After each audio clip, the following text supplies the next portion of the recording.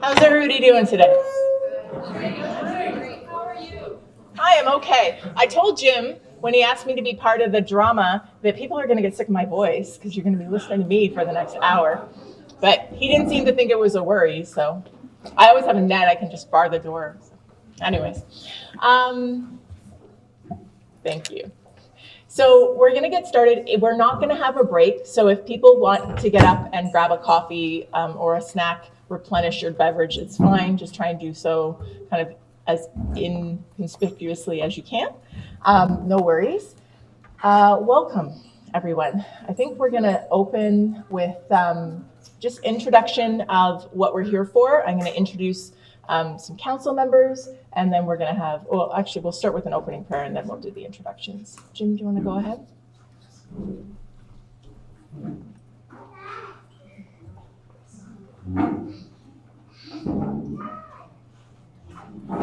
I should have been up here, but I was talking.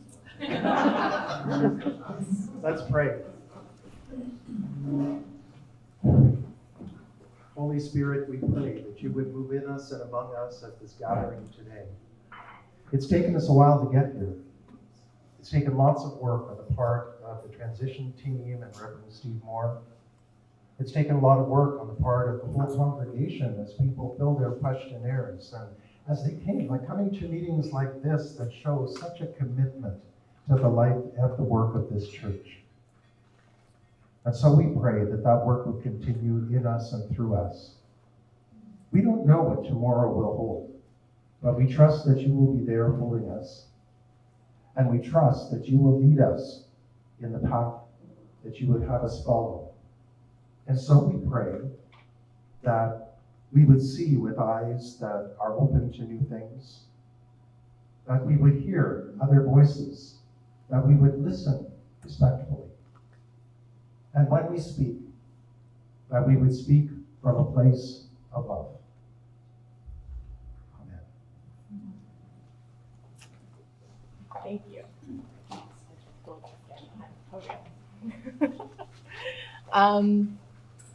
Okay, thank you, Jim. So we are going to start with a little bit of an introduction. So I'm Stephanie Bailey. For those that don't know me, I am chair of Rideau Park Council, and we have several council members here that are going to present to us today. And they are here in the front row. You can just kind of give a little wave for your Rideau Park Council members and any that are in the audience that didn't make it to the front row. I don't know if I see anybody there. And Marianne is going to be taking notes for us. And so those will be circulated along with the PowerPoint presentation, and there will be a recording. So we are going to do our best. If you cannot hear the audio, please let me know, because that's the audio that's going on the recording. We have a handheld mic, so please wait for the mic to come to you before you speak so that it can be recorded for the recording, because I want everybody to have access to the discussion today, even if they weren't able to join us in person. There is a sign-in sheet, which is at the back table right beside where Ian is. If you could please sign in on your way out or when you get up to replenish your coffee, that would be appreciated, just so we can keep track of who is present. There are also printed copies of the transition report if you need one. They are at the back, first come, first serve. We only printed 20 because it is 40 pages long. So that, I think, is introductions. Is there anything else that I should share that I missed for introductions? Welcome. No? Okay. So my husband told me this slide was too busy. I said it's not. It's fun. So just to kind of give you an idea, because there's been a lot of questions about how things are aligning. There's a lot of work going on in Rideau Park right now, and how is it all lining up? So we are here at September 2025. We are the Red Star, Gold Star people. The strategic plan is just getting started. So that is the blue kind of circle. And then the transition roadmap, which is the recommendations that's in the transition team report, is the yellow circle. And those are kind of happening in parallel. So that's that arrow. So you can see the strategic plan will be from 2025. I guess they're getting started in the last couple months, that should say, to 2031. That will be the strategic plan timeline. The strategic roadmap will be the foundation for the work of our church over the next, 3-ish years. And so those are very much aligned, and the strategic plan is taking into consideration the transition team report and the roadmap that was outlined in the transition team report. So those are kind of working in parallel, and the timelines are very much overlapping. Then on top of that, we have the ministerial call, where we need to work towards putting out a call for permanent ministerial staff. So that is also aligning with both of those strategic plan and transition roadmap. And our goal is to have that wrapped up in 2025, 2026. So that's mainly what we're here to talk about today. So you can see that it's all work that's happening kind of in parallel and in concert together. We are trying our best to align that work so that people aren't reinventing the wheel and doing things over that have already been done as part of one of the other bubbles or one of the other areas. But I just wanted you to have a visual of how that is working. If you have any questions, please put your hand up. I do not want to hold questions until the very end because I won't remember. And you probably won't remember either. So if you have any questions or comments, please put your hand up and we'll bring the mic to you and you can go there. Does anybody have any comments about this? Yes.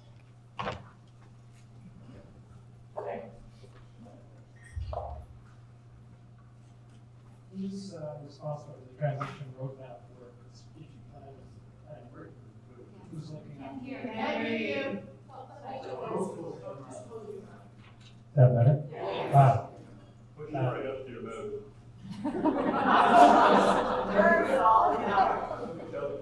Who's responsible for doing the transition roadmap? Is the working group of the strategic planning working group is doing that? It's a great question, and the answer is look to your neighbor. We all are responsible for the transition roadmap work. Council is going to lead some of it, but we can't possibly lead all of it. So the recommendations of the transition team have outlined a roadmap that we are going to be doing. We're going to be following as the foundation of Rideau Park United Church, which is why it says that is our work. It is all of our work to do. Like I said, council will lead some of it. We will be asking for volunteers to help lead or help participate in the conversations around some of that work, but it is all of our work. It is the foundation of our church for the next couple of years and in our path moving forward. Great question. Any other comments or questions? This mic not working. Very close to your mouth. Very close to your mouth. Very close to your mouth. Germs be damned, apparently. This isn't a question, it's about the mic. It's not an omnidirectional mic, so you can't hold it down. You have to hold it towards the direction of your mouth, like this. So it's not picking you up because you're holding it down. It won't pick you up here. You gotta hold it out like this. So awkwardly hold it like this if you want to be heard. Thank you. Okay, I think we're good.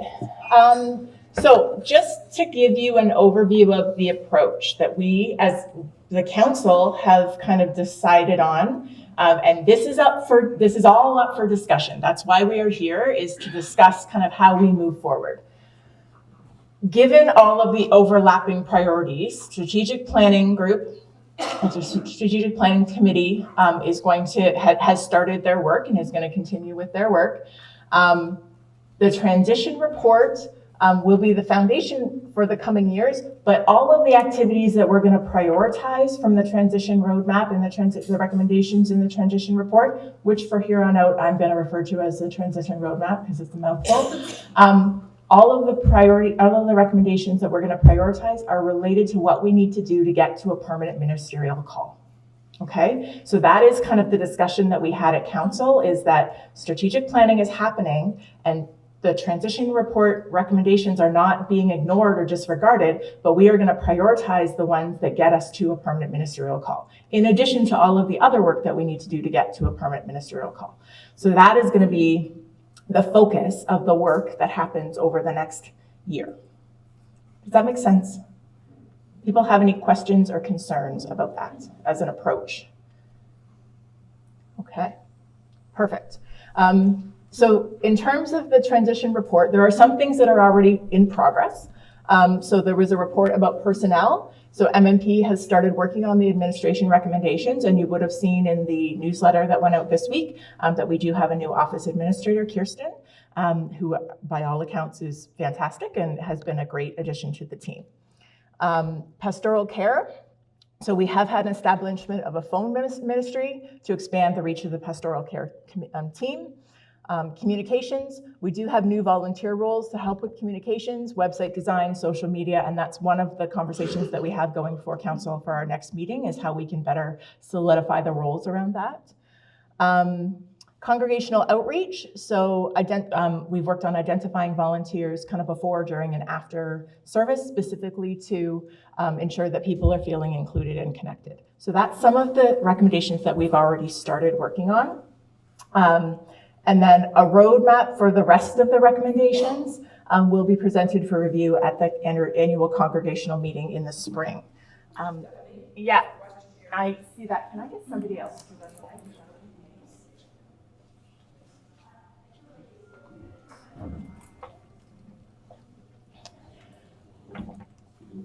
So will these volunteers that we're looking for include our online congregation? We will ask for sure. We will put that out we would very much like to find ways to better engage our online members. We haven't entirely figured that out yet. Right now, announcement in Sunday morning service is really the only mechanism we have to reach out to them. But yes, absolutely. Okay. Any other questions, comments? No. Okay, I think we're good. So now we did want to give people an opportunity to kind of debrief about the transition report. So Marina and Amy from the transition team are here to answer any questions that you have. Any comments, we can have a discussion, whatever you would like to use this space for. We have about 15 minutes allotted. And I'm interested in knowing kind of what resonated with you, what did you find interesting, and what didn't resonate with you, and then they may have other leading questions as well.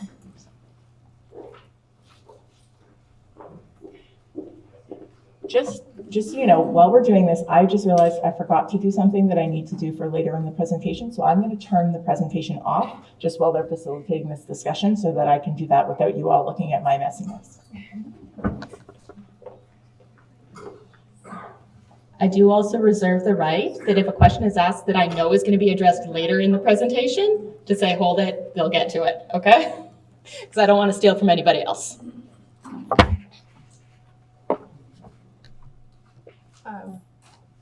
I think Steve's coming to you with the mic there. I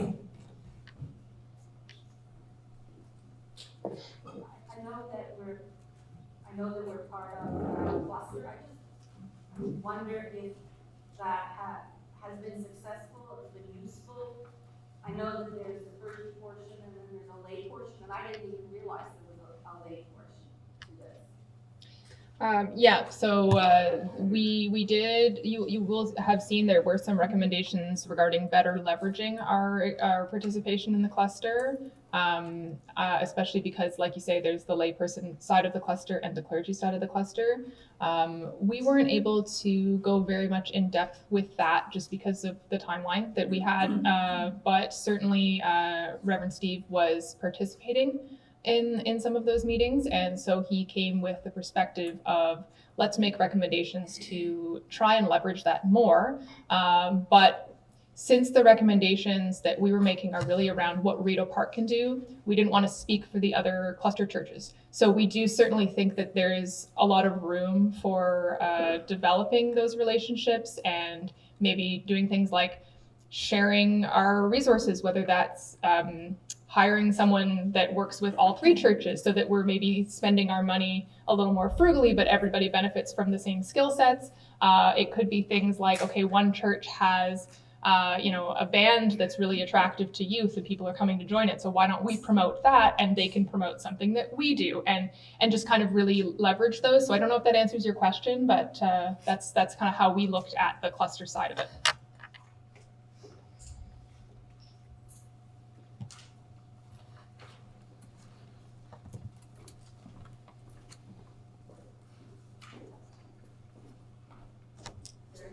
Test. Can you guys hear that? Yeah.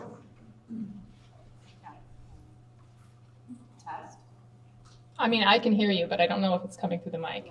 Okay, so I can project, that's fine. And then I we'll, don't know what the clusters are. This is the first I've heard of clusters. Is that like our own units, or is it a church thing?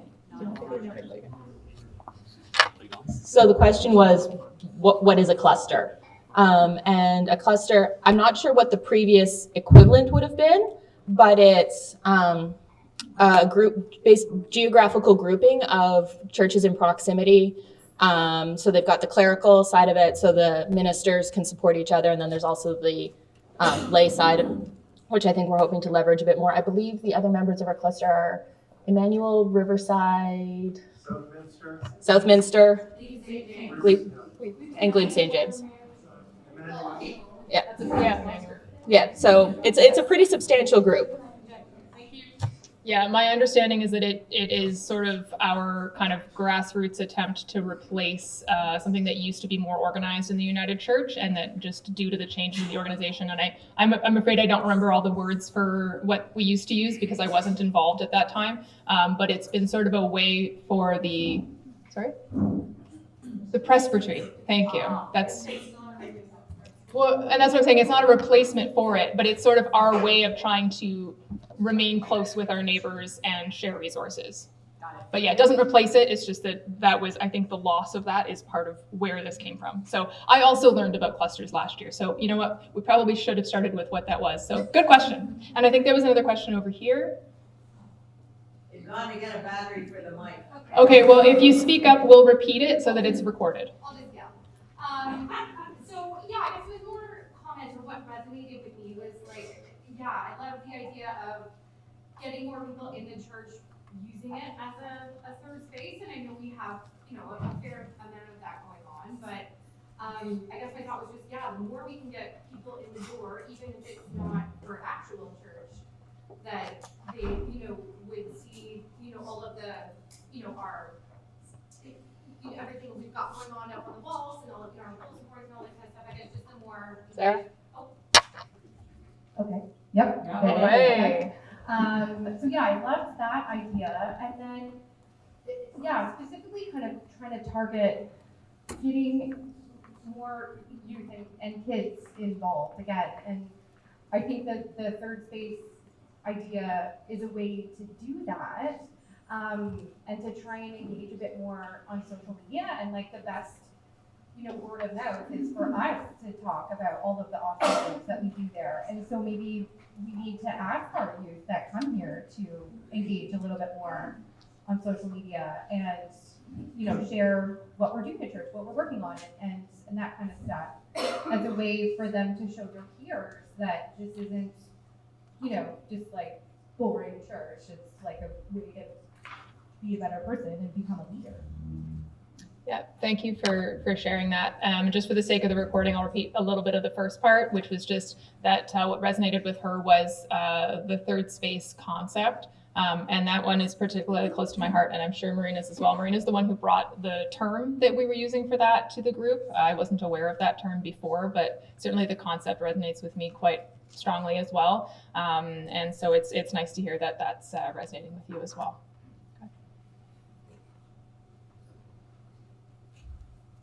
While it will be great to be a third place, how are we going to handle the issue of overbooking of our space? Because we are already really busy. My response to that is really related to some of our recommendations around administration and volunteers.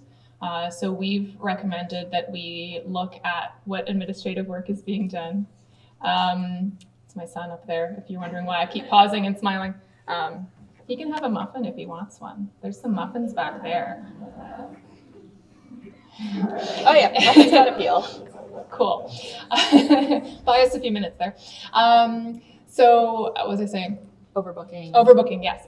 So we rely very heavily on volunteers right now, and as just mentioned, we have a new administrator, so we're hoping that that's going to be a start. But basically, our thought on this is, one, we need to make sure that we're not asking too much of any one volunteer in terms of, say, tracking the schedule, like you're saying, overbooking. And then the other is, we need to make sure that we are prioritizing appropriately and that we have the volunteers to do things. Now, of course, there is the space issue too.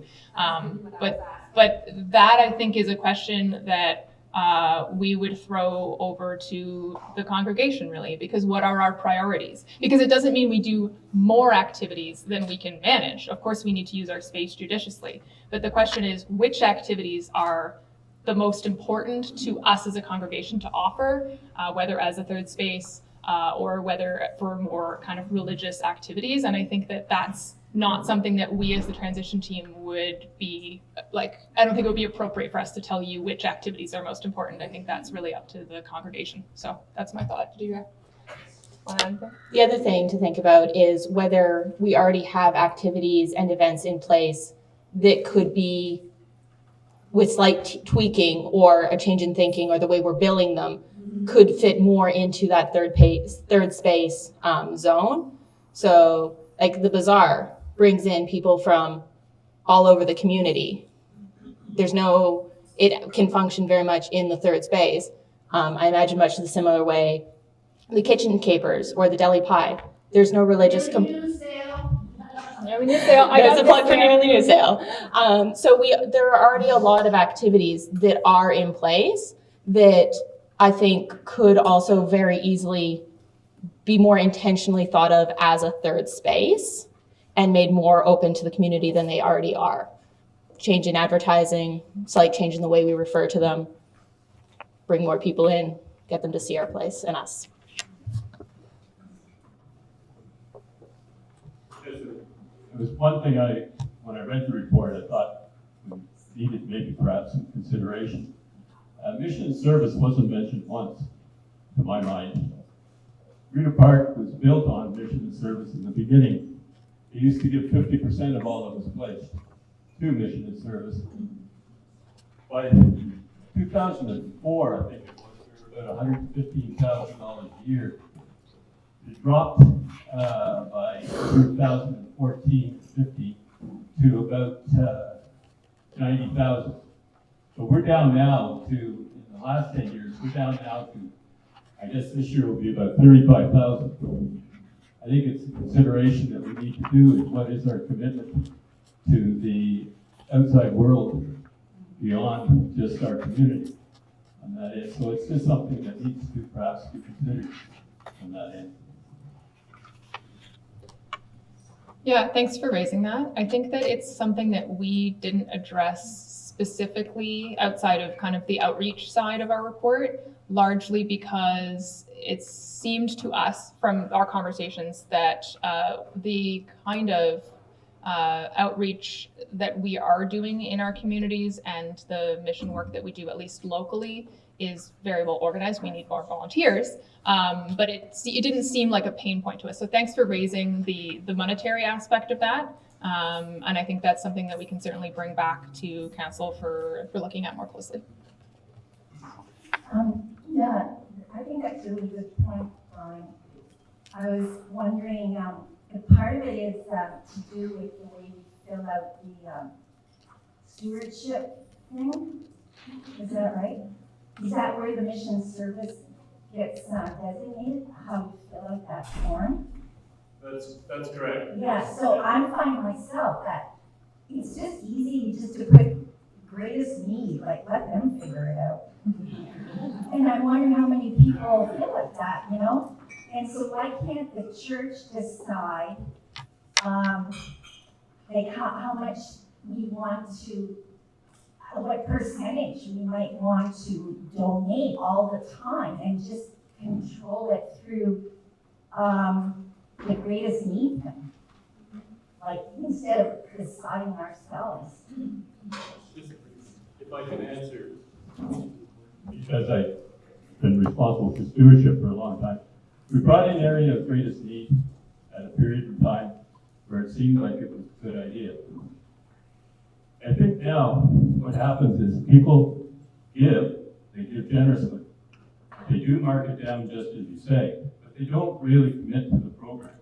They don't give an indication of where their emphasis is. And that, as a result, means that over the years, all of the money has been absorbed by ministries and programs. Nothing has gone to mission and service. Nothing has gone, well, maybe one small amount to property in that end of it. And we're talking, these are about 7% each, probably, of the total program. I think it's time maybe to move on or move back to the old system where people designate where they'd like their money spent. It would be a worthwhile gesture. And I've had several other people have spoken to me about this on an issue. Thanks. If I could just jump in before we move on to the next one, before we go back to the transition report. Hear what you guys are saying. The other thing to consider is, as Brian said, a lot of the money has been going to ministries and salary, or to the ministers and personnel. As we discussed in the report, we've been operating on a 2.5 minister model. One of the things to consider going forward is how much are we willing to put forward to fund a new ministerial model? How many ministers do we want? How many ministers are we willing to bankroll?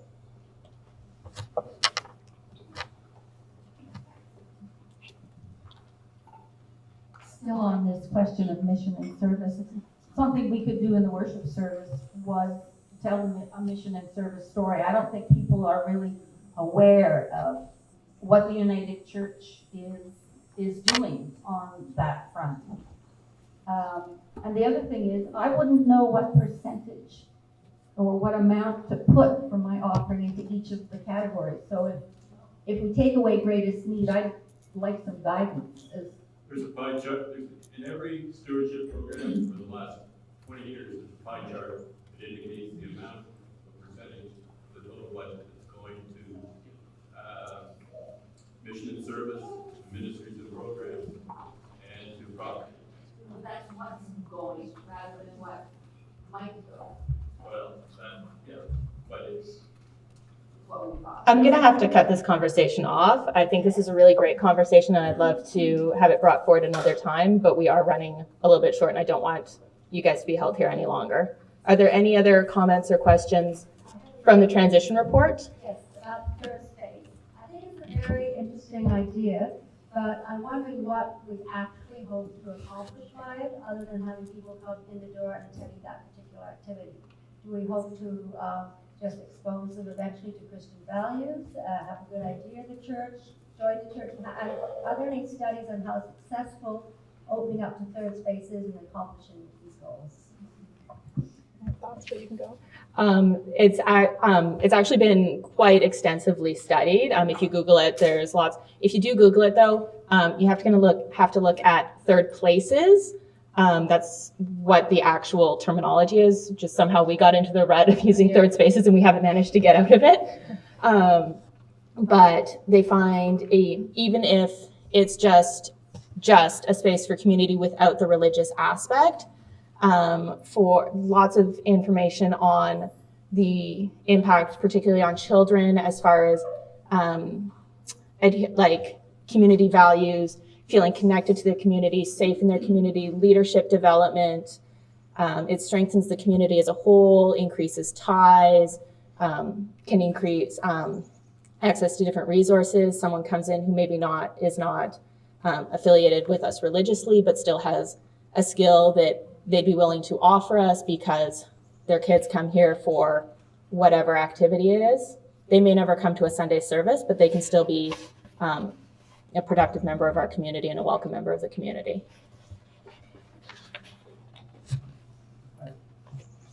Hi. I haven't read the whole report. I'll be right up front, but I have read through the report, and one thing that was obvious or seemed apparent to me is there's not a lot of profile for the music programs. There was a little paragraph, and one of the main programs was not even mentioned in the report. All right, I'll speak to that. So similarly to my comment earlier about we didn't address mission because it didn't come up in our conversations as an area of great need. We tried to focus our transition report on where there seemed to be a need for change. So you don't see much mentioned about the music program because most of what we heard is, wow, the music program is great. Wow, I love the music. I'm so grateful for the programs. So I apologize if we neglected to mention one, but that was not, like, we didn't mean anything by that. All we mean is that most of the feedback we heard was that that's not an area where we need to focus immediately during this time of transition, other than to maintain and continue to offer. There may be changes, people involved in it, you may have thoughts on what could improve, but we were trying to really focus our energy on what do we need to do, kind of like what Stephanie was just saying in terms of finding that pathway towards permanent ministry. And I also just wanted to respond to the previous thought while I'm talking about the third place part of it, which is just that I just wanted to respond, as Marina did, about what is the goal. I wanted to answer that question, the goal of the third place, Marina.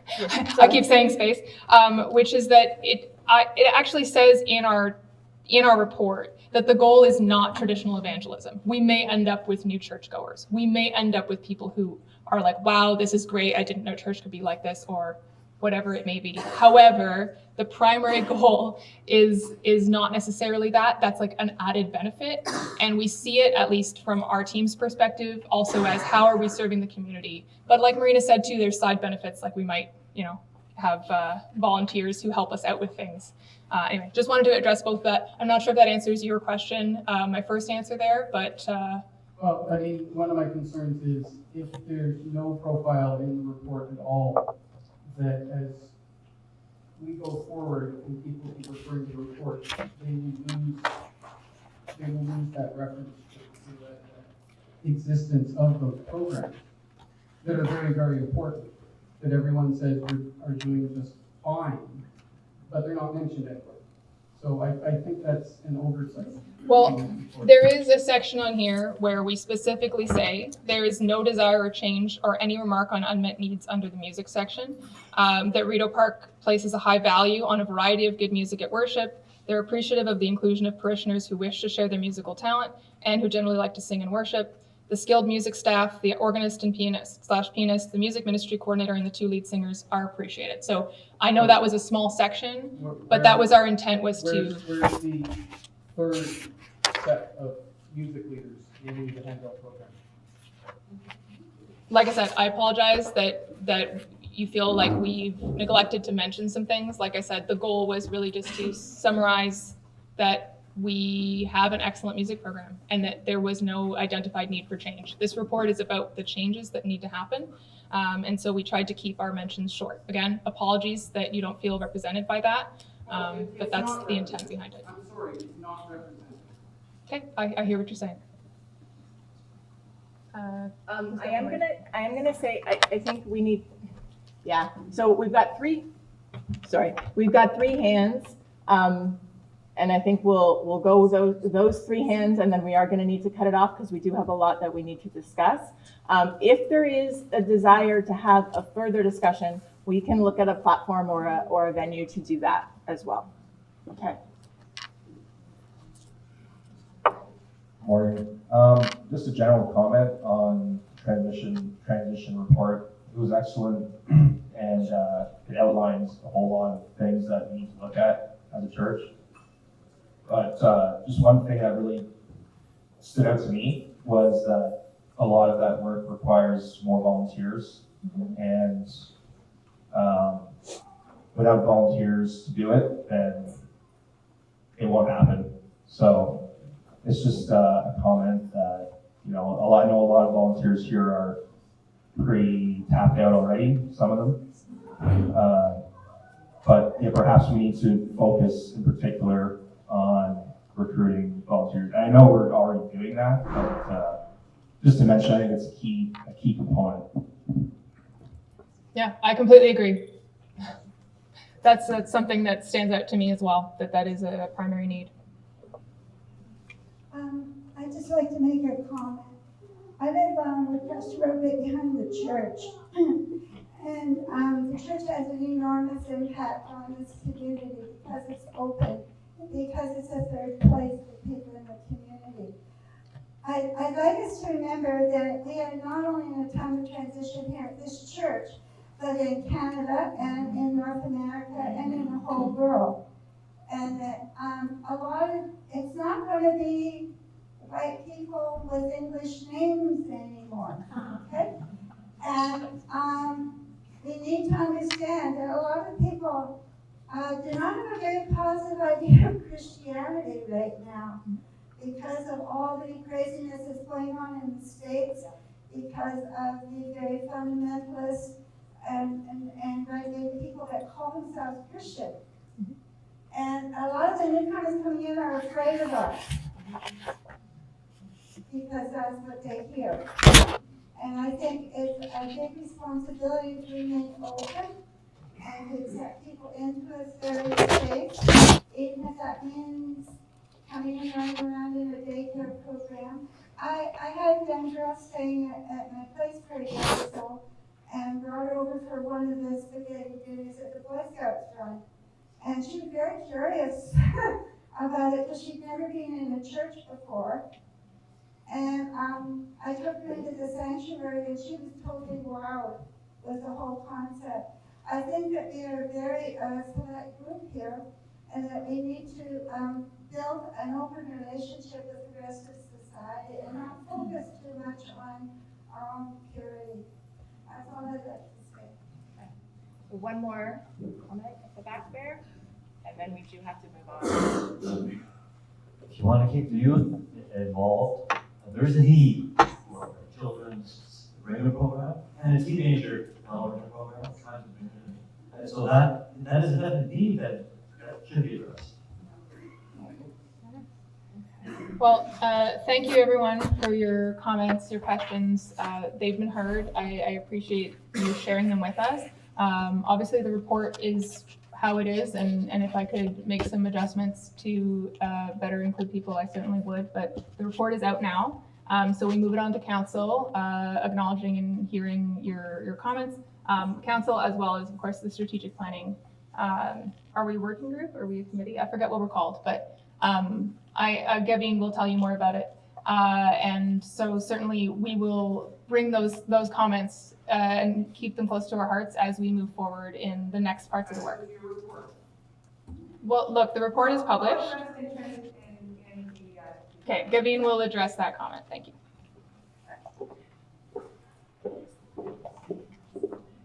Thank you. That was great discussion, and thank you very much to Amy and the rest of the transition team for the hard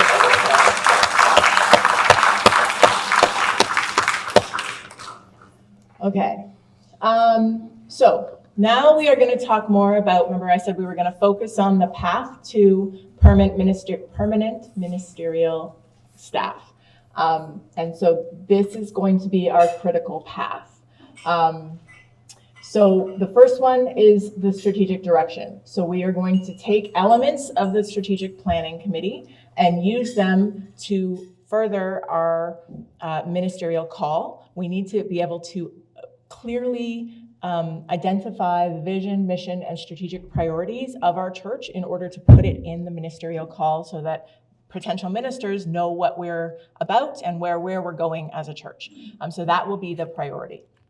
The second one is the community of faith profile, which will include an overview of who we are as a church and our history and who we are now and our committee work and our values, as well as financial statements and confirmation that we have strong administrative support to be able to support any permanent ministerial staff that we are asking to come and join us.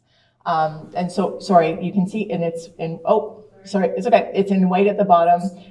The lead of the strategic planning is Gavin.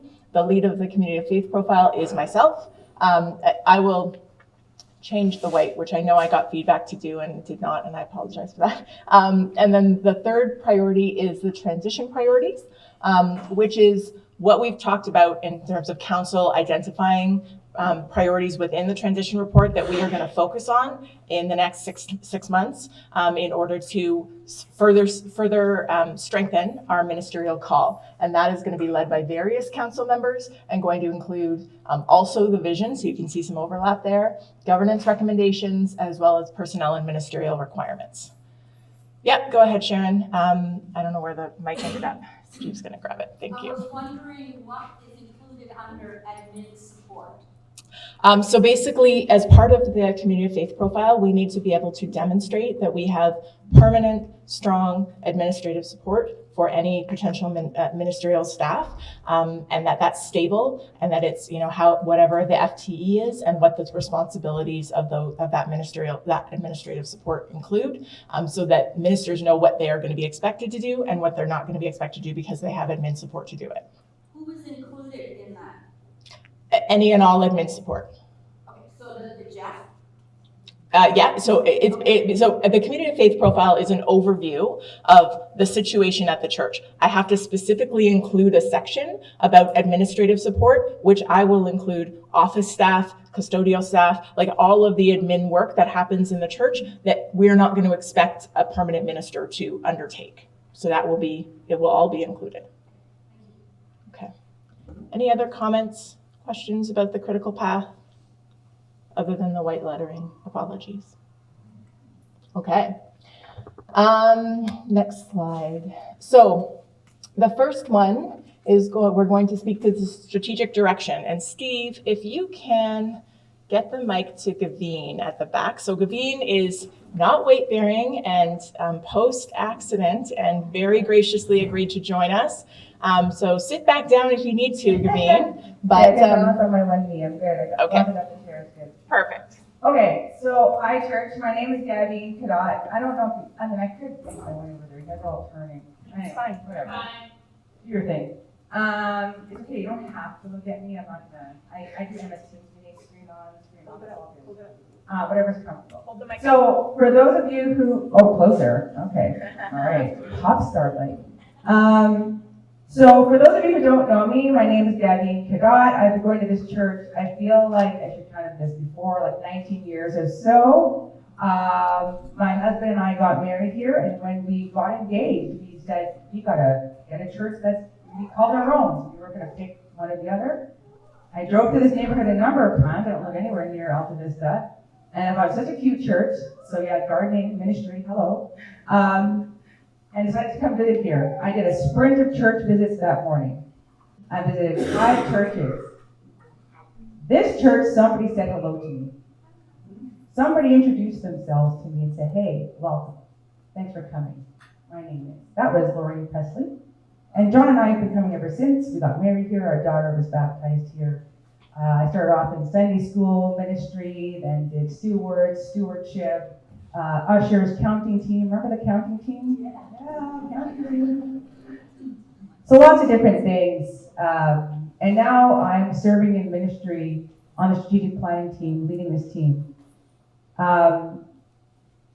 We started this work in 2019, and we're about to start consultations when the pandemic hit us, and so we kind of shut down. Before I get into this, though, I just want to take a quick pause.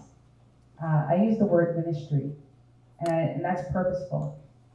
Because all the work that we do here, it's not business, it's not committees, it's ministry. We're serving in God's name. And that's how the strategic planning team addresses its work.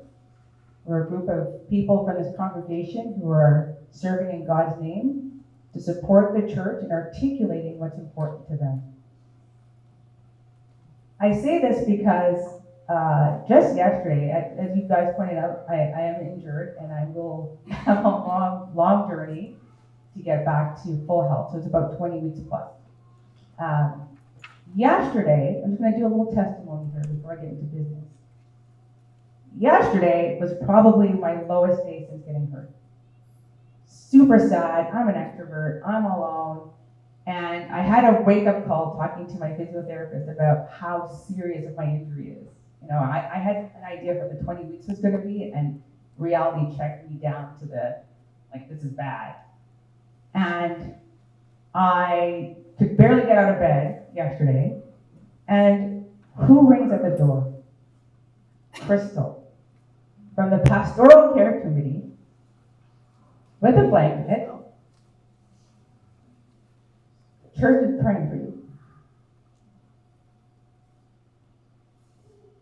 So we serve in ministry to support each other, to support this community, to be that beacon that people go, I want to be a part of that. They love, they serve, they believe in justice. I can belong there. So how do we do that? We have a legacy, as Brian said, of years and years of people who have come before us with the same question. How do we do that? How do we keep it going? So there's a lot of details, a lot of, business words, but this is ministry. What does God say? How do we articulate this in a clear way so that we can move together in community towards that purpose? Okay, so what is this committee doing? So about 8 of us have answered the call, prayerfully considered doing this work, and have signed up to do it. We have the benefit of the inputs from the 1 year of work from the former 2019 Strategic Planning Committee. We have the benefit of the extensive 1 year work and consultation from the transition team, and many, many, many other inputs that go into strategic planning. There was someone that raised a concern that the transition report is like the sole thing that we will be building our foundation on. That is not the case. It's one of several inputs, an important input. It's great data in there, but it's only one.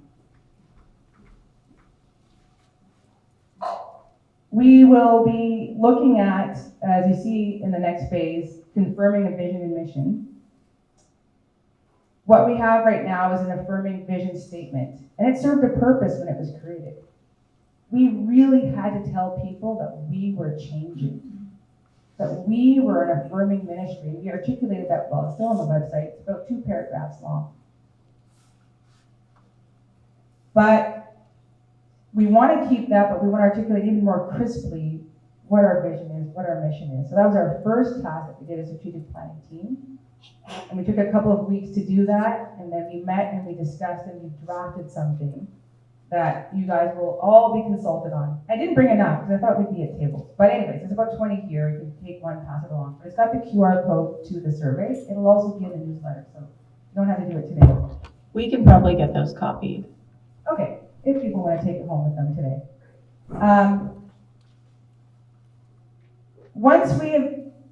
We're going to do things concurrently while we're working on that vision and mission and articulating the words, because it comes a point in time where the sentiment is right, and then you can tell us that today. The sentiment's right, but the words, okay, we can work on the words.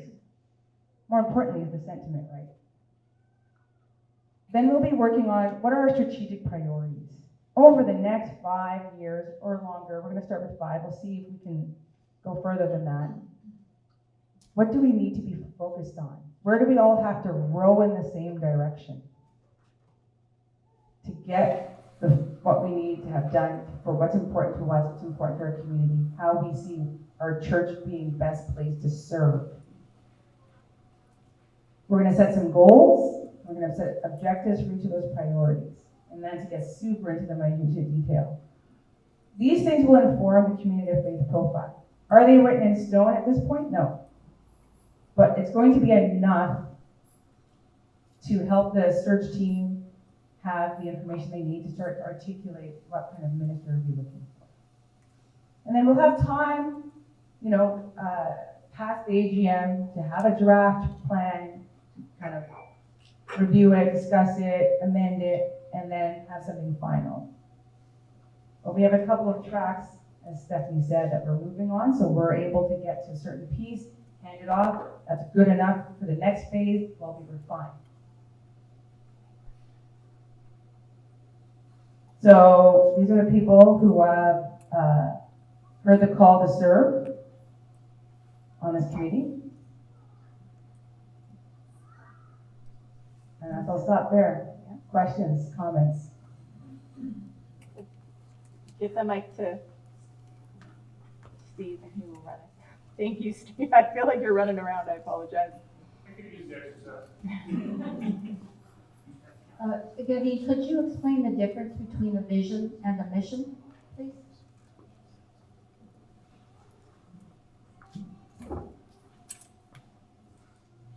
A vision is your aspiration of where and who you want to be, how you want other people to see you as an organization. A mission is what you do. What's important to you, how you want to articulate what you do and what you're about.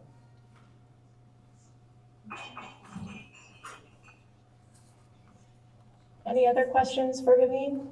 Okay, thank you, and thank you for making the extra effort to be here. We very much appreciate it.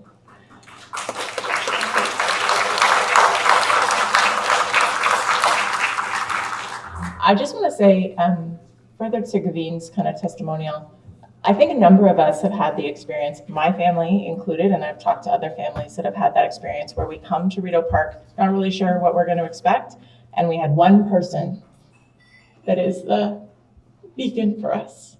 And I had that experience, and I know lots of people have had that experience. And so never underestimate your reach out, your hello, your welcoming, your remembering somebody's name when they come for the second week.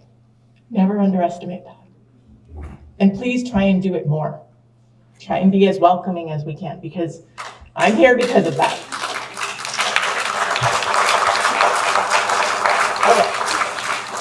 I think we're good. So then this is me, more me, yay. Community of Faith profile. So the Community of Faith profile is a document that outlines our identity, what we need from ministerial staff, what resources we have, and the context in which we exist in our community. It helps us reflect on our identity and discern our ministerial priorities. It also provides potential ministerial personnel with information about our congregation so that they can make a decision about whether it's a good fit, whether they like us, whether they see themselves meeting our needs. The purpose is self-reflection to articulate our identity, inform pastoral relation decisions, and attract ministerial candidates. Okay? Obviously, I am not writing this in a bubble. I'm not going to write, the Community of Faith profile, all 10 or 15 pages of it in my basement and send it off for the ministerial call without anybody ever seeing it. That is not the goal. There will be consultation. There will be a special fall annual congregational meeting where we will present the Community of Faith profile and our vision, and we'll talk about that in a little bit. But all of the work that we've talked about to date, the transition report, the strategic planning, priorities, as well as the timeline that was put together as part of the transition consultations, they are all informing the Community of Faith profile. Okay. So it will include a living faith story, which is basically this is who we are. Here's our, and it can be anything. I am a fan of more engaging material as opposed to just a bunch of words. So it will include pictures, it will include bullet points, it will include, highlights of the things that we are the most proud of as a congregation. But it is an overview of our journey of faith to this point. It will also identify our specific ministerial needs. Do we need one minister? Do we need 2 ministers? Do we need 2.5 ministers? Do we need 1.5 ministers? Do we need 1.75 ministers? How are we going to split a minister into 0.75 pieces? All of those things, right? It will also include what resources we have available to us. So I mentioned financial resources, demographics, staffing resources. They specifically call out admin staffing. The region specifically would like us to speak to administrative staffing, which we've talked about before, and other relevant assets. So basically, it's an overview of who we are. It's like our online dating profile for ministerial candidates. This is who we are. This is what's important to us. We're going to look as shiny and as cute as we possibly can. Please come and work with us. Yeah, we got a question up here. Mm-hmm.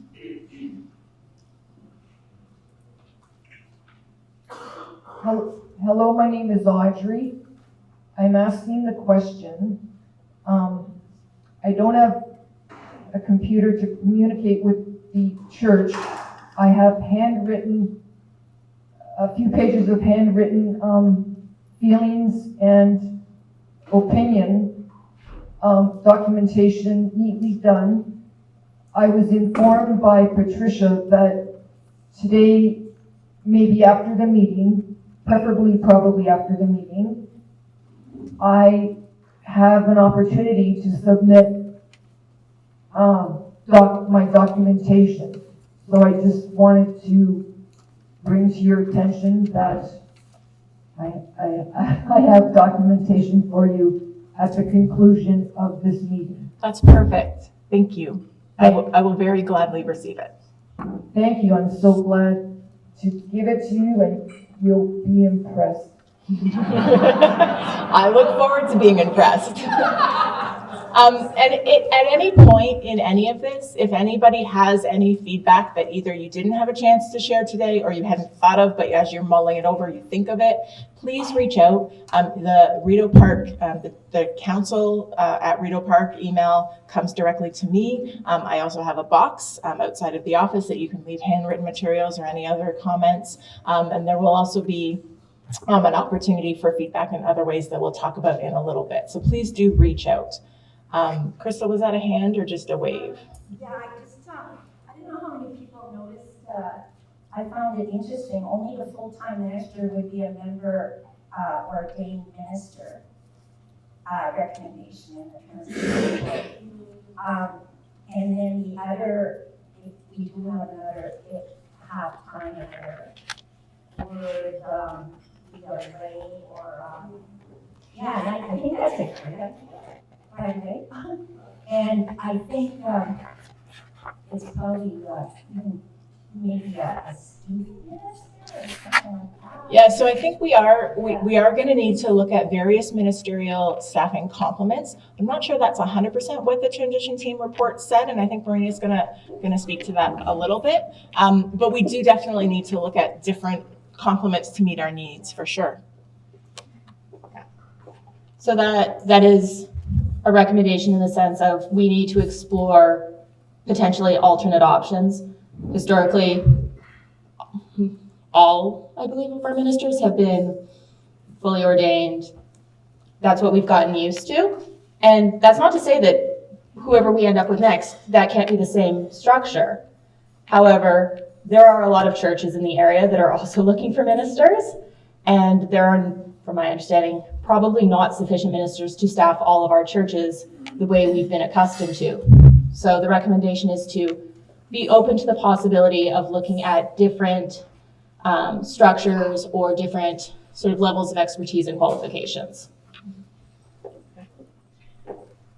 And that's some of the work that council is going to take a first pass at making those recommendations based on all of the work that we've talked about to date, as well as work that is continuing to be ongoing. And then we will present that to you, like I said, at a special annual congregational meeting, biannual, I guess it's gonna be, or semi-annual, I don't know what you say. So that we're gonna have a special meeting in the fall in order for everybody to be aware of and approve the recommendations, or not approve and send us back to the drawing board, which will, obviously affect the timelines, but we're not going to move forward unless everybody is comfortable and we have the congregational endorsement.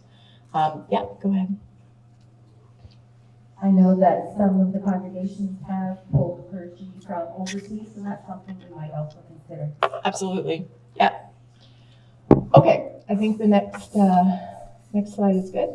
So this is a bit of an experiment, and it might not work, but so I'm going to need the handheld mic, please. So what I'm trying to get is to inform the community of faith profile and also to inform us in the room.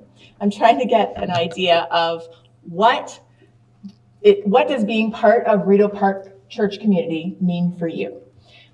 So in order to get that, I'm going to get a picture.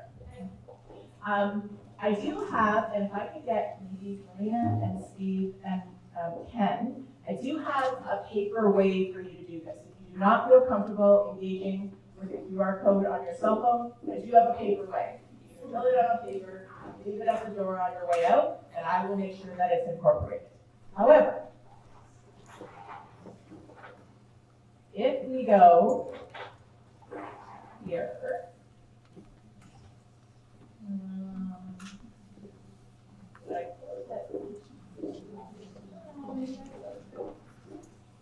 oh, I didn't close it. Look at that. Okay, so if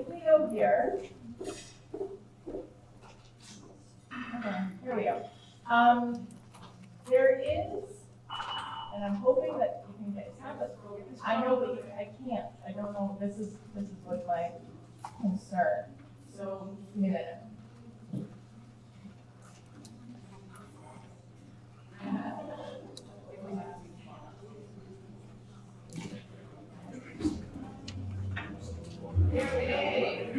Okay, there we go. So if you scan this QR code, you will get, you will be able to enter the answer to that. What does your being part of the Rideau Park community mean to you? And then we will see your answers populate a word cloud. Like I said, if you're not able to or you don't feel comfortable participating with your phone, put your hand up and we will get you a colored paper and I will enter those into the word cloud so that all of the answers are represented. So let's see. We don't have any, oh, there we go. There's our answers so far. Keep answering. So the bigger the word, the more people agree with that response. Multi-word answers will be split up. Thank you for saying that. So if you enter like a phrase, each of your answers will be a separate response. Cookies. I love whoever put cookies, please. And if you're going to take a root, once you're done, just put it up here and we'll come grab it from you. The QR code is in the very top corner. You should be able to zoom in, or I can toggle that. There is a QR code again. Everybody good?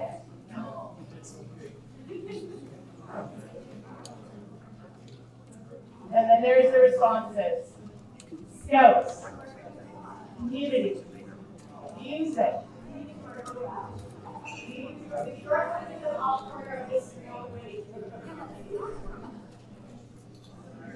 If you're done with the paper and you want us to bring it up to Stephanie so we can manually input it, just I'm not going to manually input it in the moment, FYI. Later. I will do that after the fact. Never mind.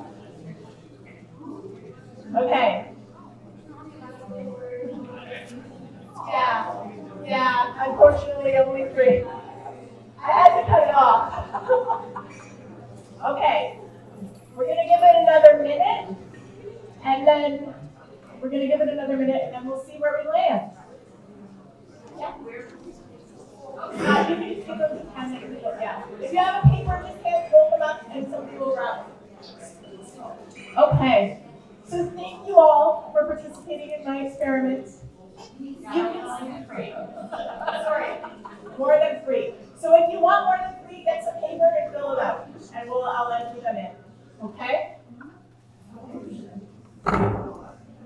So this is what is important. This is what is important to us in the room. This is what we value. This is what being part of Rideau Park means to us. And you can see there's a lot of alignment. We are a community of faith. Our music is important to us.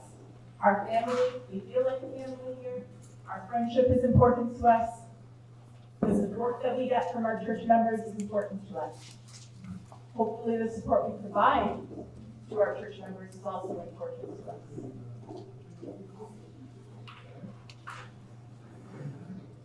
Okay.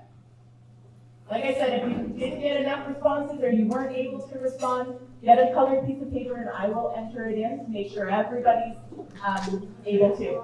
I will send it out as well. Sharon, I saw you trying to take a picture. I will send it out. Once it's complete, I will send it out. Okay. Thank you all. I will use that. I'm hoping that word cloud will be one of the things that I include in this community profile. Okay. I think we're good.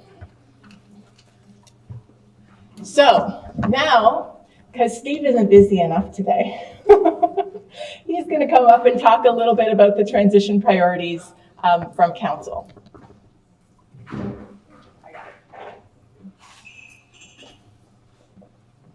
All right.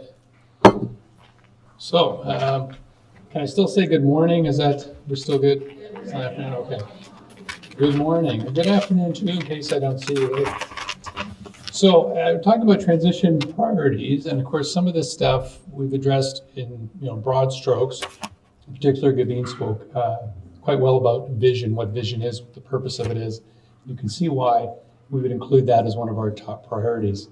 We tell people all the time, if you want to, you don't have to like change your vision, but you have to review it, reflect on it, make sure that it's speaking accurately to you and your community, and in this case, the congregation. So it makes sense to have that right up there. And as you can see, it's definitely overlapping with the strategic portion that Gavin and that committee are working on together. So that's right there at the top. Number 2 is governance review. So that's near and dear to my heart, of course, and maybe not to a lot of other people. It's kind of a technocratic thing, but it's really important. And like a lot of things, this is one of those things that goes back to pre-COVID, where we brought in a new governance structure, and it was just prior to COVID.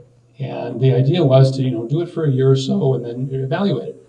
Now the evaluation, of course, didn't happen because it didn't make any sense to evaluate something a year into the pandemic. Sure, we're following this new structure, but not in the way that was intended because of all the changes and restrictions that had happened. So it was put off, and understandably so. So now we're in a place where, particularly with the transition that's ongoing and the fact that this review was never done, we've got to go back, make sure we do this piece. Now, that's obviously a larger question. This is a larger undertaking than what we're talking about short-term priorities. But we're taking out pieces of this, and we're saying these pieces should be done first. This part of the governance review needs to be focused on because, as Stephanie was saying at the beginning, it ties into the ministerial call. So the governance review influences the ministerial call because we need to know what the structure is, because that's going to influence what the roles, responsibilities of clergy in the order of ministry, those members are going to be doing and fulfilling. So something as concrete and straightforward as, how many committees are they sitting on? That's a really concrete example of why this is important, because what is the job? How big is the job? How small is the job? How much time does it take? And where do we need them to be? And where do we need them to fill those roles? So that's an important piece that we're working on right now because it's a priority. So it's just an example of why governance is so important going forward. But of course, it affects everything else that's been mentioned, talking about volunteerism and there's other areas and what are our priorities. So that's a huge part of it. The governance structure is what's dictating where the roles are. How many volunteers do we need? What do they need to do? And if the structure's wrong, you've got, it doesn't fit with our needs and our congregation, then you're going to get, overtaxed volunteers, empty spaces, and, unfulfilled programs. And that's not what we want. So we need to make sure the structure is right before we move forward. Otherwise, we're going to have continued problems. So we don't want that. So that's that piece. And it's going to continue, as I said, because there's more to it. But we're going to focus on the ministerial call elements. And then later on, of course, this will continue. So for now, we're focusing on this. But as with a lot of these things, we want to engage with the congregation. This isn't a council-only thing that we're going to be dictating what's going to happen. But this is something that we want to involve everyone with long-term, because this is a big question, and it's about how this church runs itself. And so everyone needs to have a role in determining how that's done so that we can have some buy-in and engagement in terms of actually running it in the future. So we can go to the next slide there, Marina. Thank you. So this is the other key priority, which also has been touched on, talking about personnel. So we're talking about support, admin support. That's a very broad thing, but of course it affects the ministerial call. Personnel is, again, a sort of another overlapping set of those things, because again, we talked about as well something that Brian was mentioning earlier in terms of the size of the budget affecting ministry personnel. So that's a big question. Who are we hiring? Who's the staff? What are their responsibilities? All those kind of questions. That's a big priority. Again, it's a priority time-wise because it's affecting the ministerial call. We need to know who's available, who will be there, and what our budget looks like in order to have an effective call and to hire the right person to fill that role in the future. So obviously, therefore, MMP and council will be working together on this issue. But you can understand from the discussions we've had leading up to this point today, you can see how the personnel and staffing is such a big part of both the future of the church, but also very specifically the ministerial call, because otherwise we don't know exactly what we're asking that person, and it's pretty tough to go into that kind of a search if you don't know what you're looking for and they don't know what you want from them. So that's really what I wanted to say about these priorities. And you see they're all tied into this question of call, but we are not leaving out the other issues. It's just that we need to pull out these pieces in order to move forward. And that's the decision that we've made at council. And I hope that you can understand why we've done that. And you're willing to work with us going forward, because we want everyone's voices to be heard and make sure that these decisions long-term, the big projects, make sense for everyone, and we can have success with that going forward. Any questions about any of that? Okay. Excellent. Thank you, Steve. Okay, so now we're getting into the nitty-gritty. So this is the timeline. So congregational update, you're sitting in it today. So that's where we are with that little star. From now until November, we will continue with the working groups that we've talked about for strategic direction and the transition priorities. We will also form a search committee between now and November. There is boxes, Pat, I'm looking for Pat. There are boxes at the back, thank you. And there will be boxes in the sanctuary. You can also submit nominations to Chair of Council, the email that I indicated earlier. And we're going to follow the same process that we did when we were looking for members of the transition team. So you can nominate yourself if you would like to be involved, and then we will have a process of discerning, making sure that we have a good balance of people, we have the right number of people, and we have the right makeup of people based on the nominations that have come forward. Okay, and then we will have a special ACM, annual congregational meeting, or semi-annual, biannual, I'm not really sure, in November to validate the community of faith profile and approve the search committee. And so that will be the sole purpose of that meeting, is to talk about this is where we're going, this is the ministerial staffing complement that we are recommending, this is our community of faith profile, and these are our search committee members. And we need congregational endorsement before we can move forward with that. Then we will be drafting the ministerial call to post on Church Hub so that people can see what we are asking for.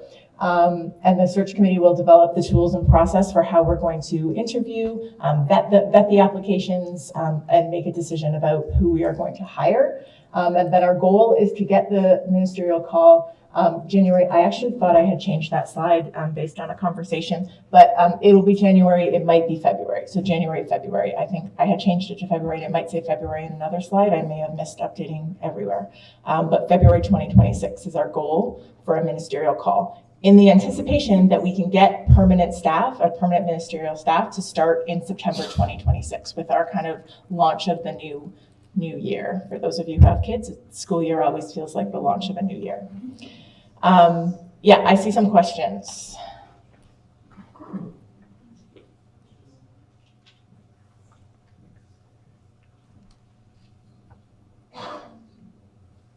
What kind of time commitment would be required as a member of the search committee?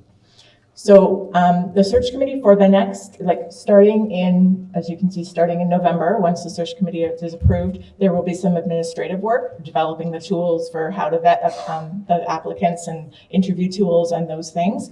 I don't imagine it'll be a large time commitment for those couple months until we get the call. Once we start getting applications, depending on the number of applications, it's really hard for me to say what the time commitment will be, because I have no idea if we'll get one application or 200, right? Obviously 200 applications is a lot more work than one. So it's really hard for me to say. I would say until February, until we get the call out, it's probably a couple hours a week, or every couple of weeks, a couple hours, to kind of put the tools together and come together as a committee. And then after that, it's responding to those as a committee and going through the interview process and tallying up the interview scores and making a decision. So it may be more labor intensive at that point. So the ministerial call is not calling a specific person, it's just putting it out there. So they use the term ministerial call. It's a posting. It's a job posting. We're looking to work towards a job posting on Church Hub in February 2026, or January, end of January, February 2026. That's the term they use is ministerial call, but it's a job posting. Okay. Yeah. There are some specific things about the people on the search committee. We need them to commit. It's coming. Okay, they're not allowed to go out in the queue. This is another interesting piece. Yeah. Okay, yeah, it's coming, the criteria for the search committee is coming up shortly. Yeah? We can. So, here we go, search committee. And Pat, I didn't mean to cut you off, but you can speak to it here when it's on the slide. So in order to issue a call, a posting for permanent ministerial staff, we need to form a search committee, a team of people who represent broad spectrum of the community, who are interested in being involved in decision-making. Members are committed to and able to engage in the search, interview, and hiring process over the coming year. So nominations will be from now until October 13th. Then we will make a decision about who's on that, who is appropriate to be on the committee, and then we will confirm it at the annual congregational meeting. Marina, can you go to the next slide? So the search committee will follow the nomination process. Like I talked about, you can submit to council and at Rideau Park, or complete and submit a nomination card, which is available at the door here today. It will also be available at the doors in the sanctuary at worship services between now and October 13th. And hopefully you can submit your nominations, self-nominations or others, and more information will be in the weekly email. And then next slide, criteria for the search committee. So you have to be a member of the church or an adherent. So you do not have to be like an actual card-carrying member of the church, but you have to be a regular adherent of the church. And that will be taken into consideration when we're considering the nominations. Reflective of the various areas of community faith, so reflective of various committees or groups, age, gender, and orientation, and involvement in the faith committee. You cannot be a Rideau Park staff member, and you cannot be a member of the ministry and personnel committee, which I didn't know, but I will add that into the slide before I send it out. Is that accurate, Pat? Yep. Yeah, I just want to add one thing. It's a very serious commitment to be on the committee. Once we get to a point where we start interviewing candidates, every single person on the committee must be at every single interview with candidates. It's an absolute requirement. If you miss like one meeting in the week, you're okay. It's got to be available. Yeah, and we're just hoping to listen to God and get your direction. And many of those interviews may be virtual, depending on where the candidate is coming from. Yes, it is, again, depending on the number of candidates that we get. Sharon, it's really hard to say what that time commitment looks like, but it is a significant time commitment. We were told that it's all or nothing. Either all of the interviews are virtual or all of the interviews are in person. So we're going to have, yeah, so we can figure out that process. We'll have to see where the candidates are coming from and make a determination about that, for sure. Any other questions? Follow-up question, Sharon?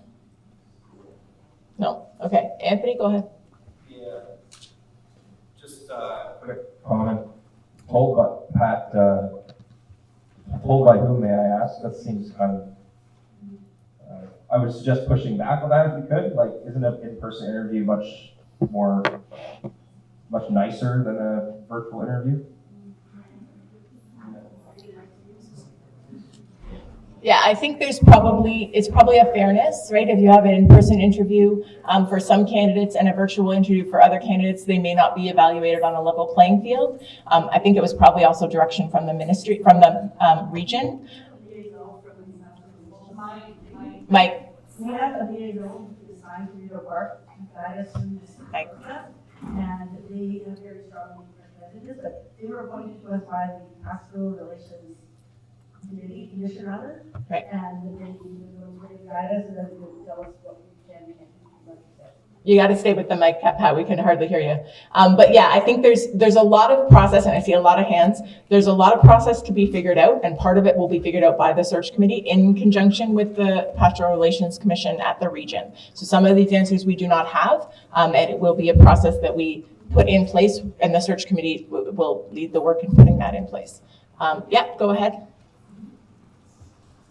Hi, an interview in the committee is very different from the congregation. Does the congregation have any, after the interview, will there be any, take a sermon for a day, take it a day, and have congregation response for several of the possible candidates? Right, so again, process to be determined. I don't know, but we'll absolutely take that into consideration. I think that congregational input is very important, but process is going to be determined.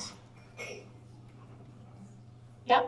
Knowing whether the interviews will be online or in person may make a difference as to whether I would be able to participate. So I think that's something we need to know very soon. And unfortunately, we're not going to know that, Sharon, because we need to wait and see where the candidates come from. My preference and my recommendation for the church would be to hold in-person interviews as much as possible. But if it is an all or nothing, and there are candidates that are coming from very far away and are not able to come into the Ottawa area for an in-person interview, I don't want to exclude that candidate. So it's not something that we're going to be able to know until we know who the candidates are. I'm sorry. Yeah. I just want to make a point about participation in the committee being mandatory at all meetings.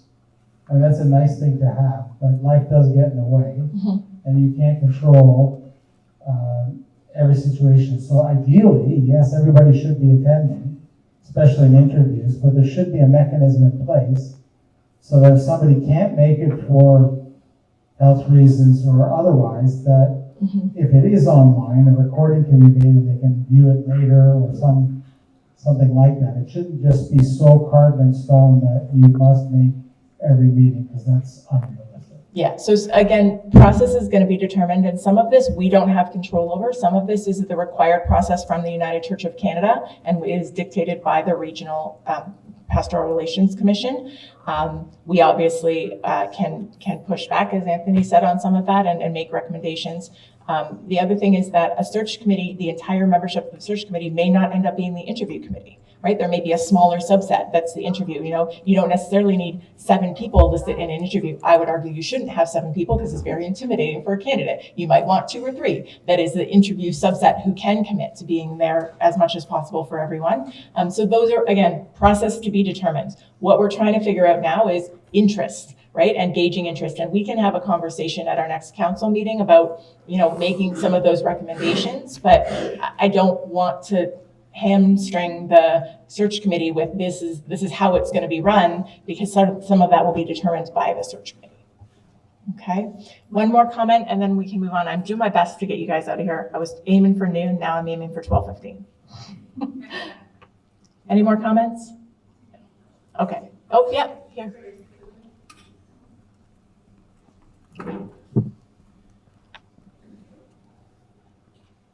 So about your timelines, I'm just curious because it looked like there was about a six-month time period in there. Speaking with members of other churches, one very prominent and very established and very affluent church in Toronto, I think it took them 2 years to find their minister. So is that timeline realistic? And are we so attached to that timeline that we would be willing to compromise on finding the perfect candidate in order to meet that timeline? So I think that that's an excellent question. Timeline is always the kind of elephant in the room, if you will speak. We have been without a permanent minister for a year now.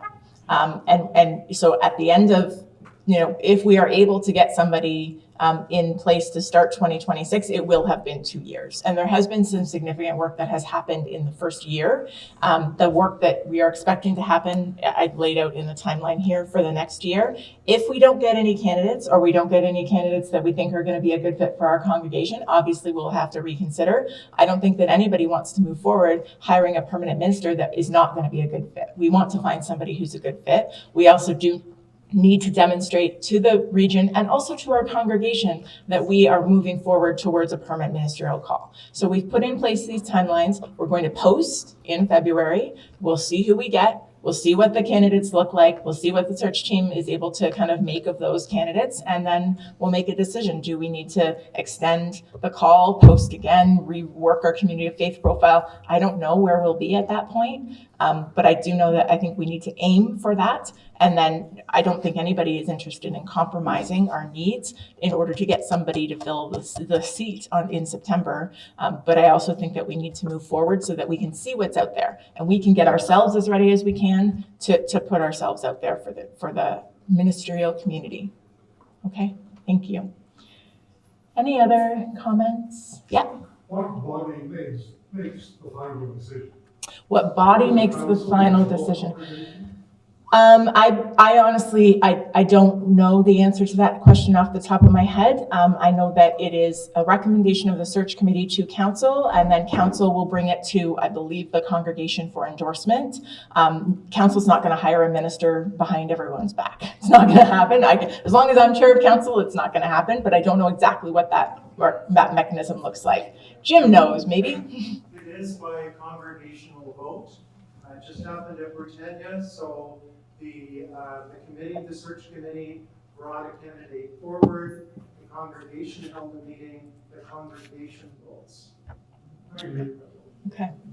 Okay, I think we're good. Next slide. So next steps. So today we need nominations for the priority areas, which at this point is the search committee. There's boxes, there's email. Please nominate people in your midst, people, your peers, your neighbors, your friends in the congregation, people that you don't know, but you see stand up and be like, that person really reflects who I think should be on this committee. Please nominate. And then we will take those nominations and sift through them and come up with our recommendation for a search committee to be endorsed by their congregation. In the next 2 months, we will have a special annual congregational meeting. I need to stop saying annual, biannual or semi-annual. I'll figure it out, but that's what it's going to be because there's going to be another one in the spring. It's going to be on November 16th. Mark it in your calendars, okay? We will confirm the community of faith profile, which will be circulated in advance. My goal is to have it under 10 pages, and it'll have a word cloud and pretty pictures. So please read it and let me know what you think about it, and come on the 16th to endorse it, and then also to confirm the search committee members. Do those people make sense? Do those people reflect who you want making this choice for our congregation? And then ongoing, we will need volunteers to implement the rest of the transition team priorities. So stay tuned for those announcements on Sunday and in the newsletters and various other mechanisms in order for those volunteer opportunities. Okay, yep, wait for the mic. Does that mean that the normal February annual meeting is not going to happen? It will still happen. So that's why I keep saying it'll be biannual. I should have used that word up here, or semi-annual, whatever the term is. Can somebody tell me? Does anybody know? Special meeting, thank you. There will be a special congregational meeting, not annual, special congregational meeting, and it will be in addition to our regular meeting, which quite honestly may not be in February. We might push it a little bit later so that there's a bit more space between the two and we have a bit more of an update, but there will still be a congregational meeting in the spring. Okay.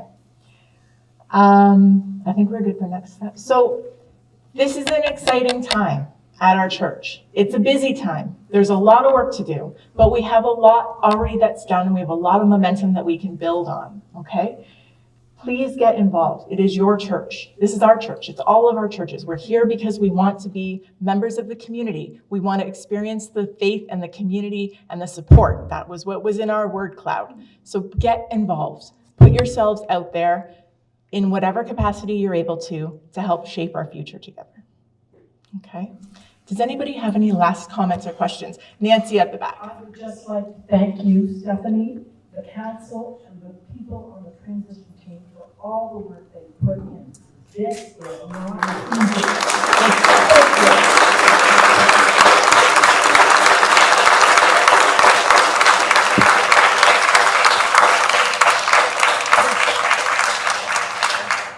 Thank you very much. It has been overwhelming. But also a privilege because this is a vibrant community that has welcomed my family and I look forward to helping us move to the next step. Okay? Thank you all for joining us today, for your contributions. It has been recorded. We will post the recording, the PowerPoint presentation, the word cloud, and the minutes online. And I'm thinking that we may send out a special email, not part of the newsletter, but we may send out a special email with that information so that you all have it. Remember about the search committee nominations. Please grab whatever food is left at the back and enjoy the rest of your day.